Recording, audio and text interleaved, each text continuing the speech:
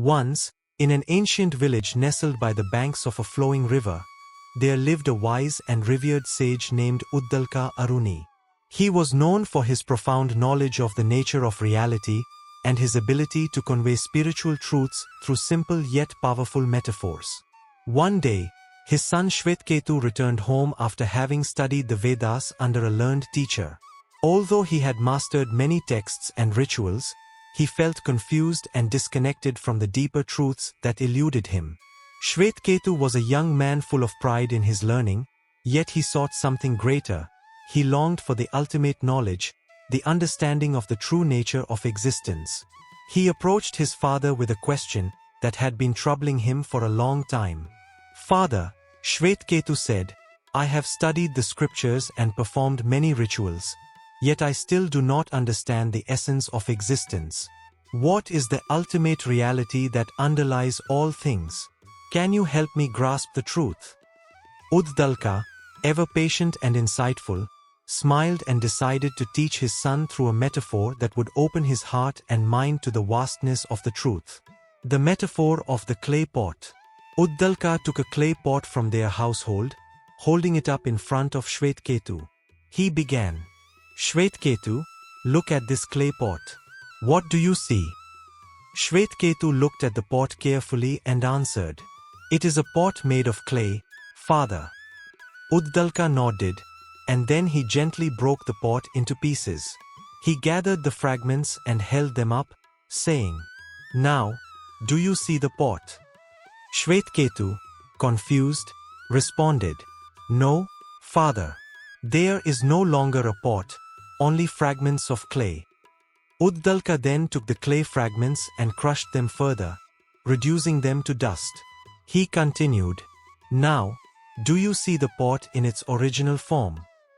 Shvetketu replied, "No, father. The pot is gone, and there is only clay." Uddalaka smiled and asked, "Where did the pot go, my son? Is the essence of the pot lost in the dust?" Shvetketu, who had been puzzled by the transformation, now began to grasp the depth of the metaphor. "Father, the pot is made of clay, and even when it is broken into pieces and reduced to dust, the clay remains. The form of the pot is gone, but the clay is still there, present in everything." Uddalaka's eyes sparkled with approval, and he replied, "Exactly, my son.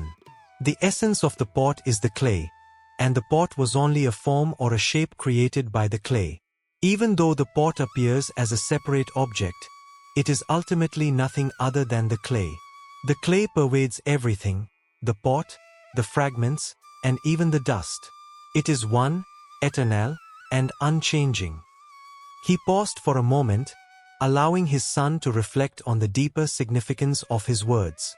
Then Uddalaka continued, "Now, my dear Shvetketu, understand this. The world around you, everything you see, hear, and touch, is like the pot. It has different forms and shapes, but the underlying essence of all things is Brahman. Brahman is the fundamental reality that pervades everything. Just as the clay is present in the pot, the fragments, and the dust, Brahman is present in all things, from the most minute particle to the vastness of the cosmos." Shvetketu, now filled with a sense of clarity, began to see the world in a new light. He understood that just as the pot and its various forms were not separate from the clay, all forms and beings in the universe were expressions of Brahman. The deeper realization, Tat Tvam Asi. Uddalaka then drew his son's attention to the deeper truth.